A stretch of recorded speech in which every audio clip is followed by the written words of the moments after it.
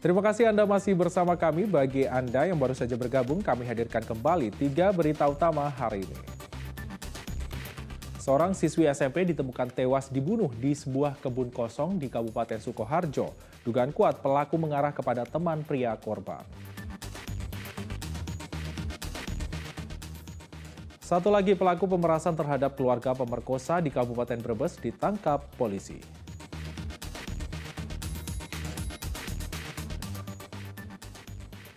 Polda Jawa Tengah canangkan program tanam jagung untuk menjaga ketahanan pangan.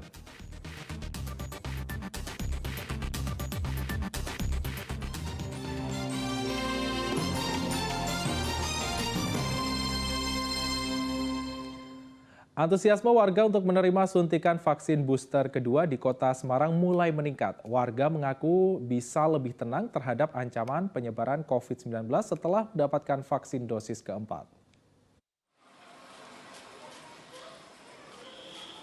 Warga Kecamatan Ngalian berdatangan ke Puskesmas Ngalian, Kota Semarang, Rabu pagi. Mereka ingin mendapatkan suntikan vaksin booster kedua atau dosis keempat. Pada hari kedua pelaksanaan vaksin booster kedua untuk usia di atas 18 tahun, antusiasme warga mulai meningkat. Vaksin booster kedua berjarak 6 bulan dari vaksin booster pertama. Warga mengaku senang karena bisa memperkuat daya tahan tubuh terhadap ancaman COVID-19. Ini kan bentuk ikhtiar kita ya untuk biar kita itu sehat, aman dari COVID, juga untuk keluarga kita, mungkin tetangga-tetangga kita, biar kita nggak nulari gitu loh Mas kalau ada apa-apa. Biar kita juga tenang lah yang jelas itu.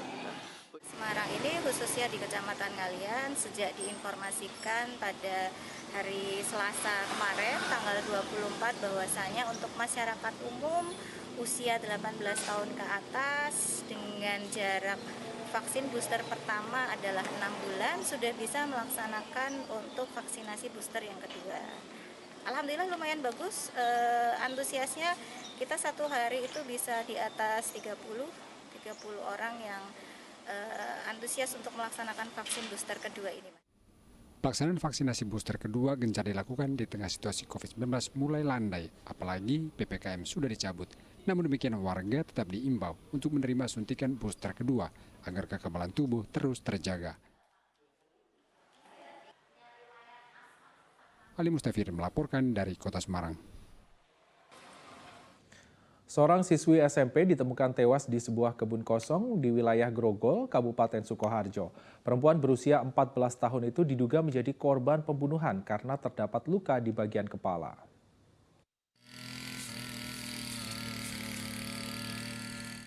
Sungguh malang nasib Elvira.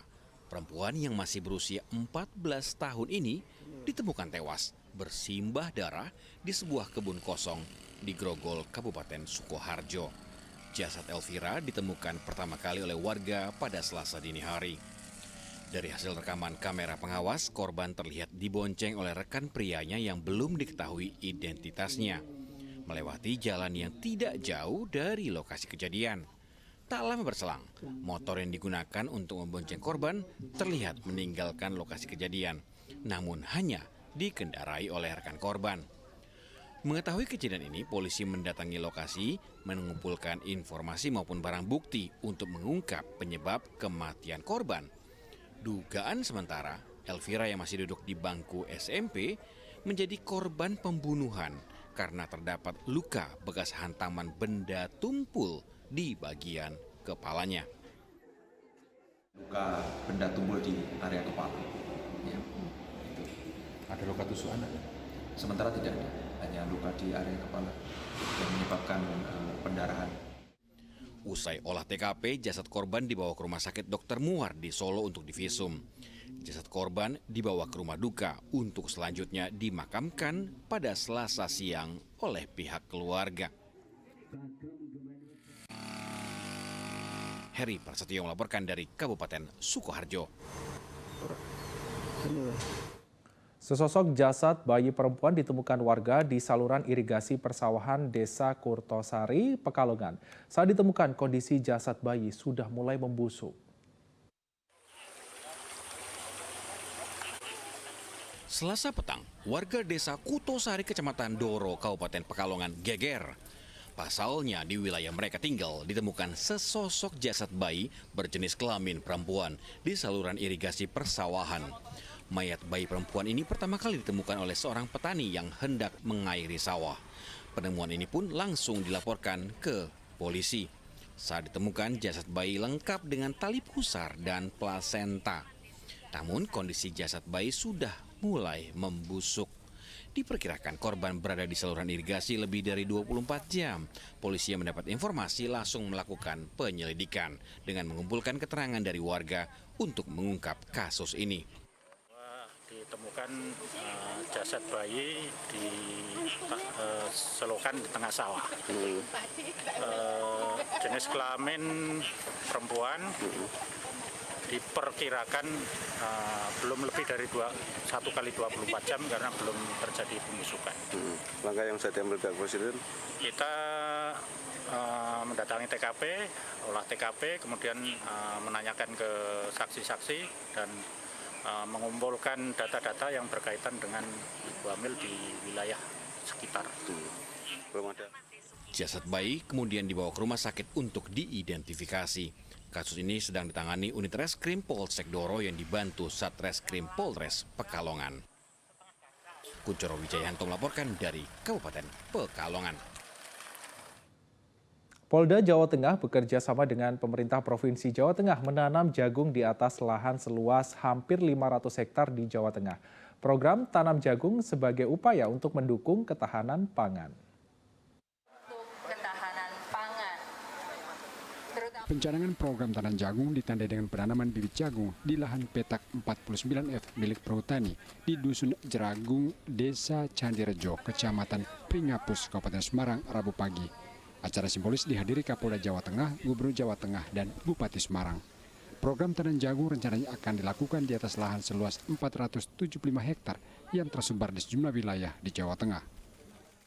Penguatan pangan dengan jalan menanam jagung untuk wilayah Ungaran ada 15,5 hektar. Seluruh jajaran Polda Jawa Tengah secara bersama-sama hari ini 475 hektar.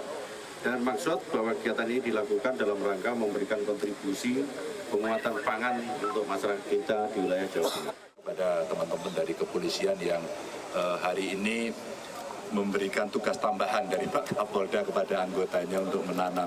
Kalau musim hujan sekarang ini masih ada sisa dan kita bisa memanfaatkan, tentu ini akan sangat luar biasa dan kawan-kawan masyarakat sekitar hutan hari ini akan bisa menikmati hasilnya. Ya. Ganjar berharap warga bisa bekerja sama dengan perhutani untuk memanfaatkan lahan tidur untuk ditanami komoditas pangan lainnya. Agus Hermanto melaporkan dari Kota Semarang. Kita beralih ke informasi lain, bom mortir dengan panjang 20 cm ditemukan seorang pekerja bangunan saat ia sedang menggali tanah untuk pondasi di Klaten. Setelah dievakuasi, mortir tersebut langsung dimusnahkan. Selasa siang, sebuah bom mortir yang memiliki panjang 20 cm ditemukan di Desa Ngawanggo, Kecamatan Ceper, Kabupaten Klaten. Mortir ini ditemukan oleh seorang pekerja bangunan saat ia menggali tanah untuk pondasi pembangunan masjid. Penemuan ini kemudian dilaporkan Tri ke pihak kepolisian dan warga.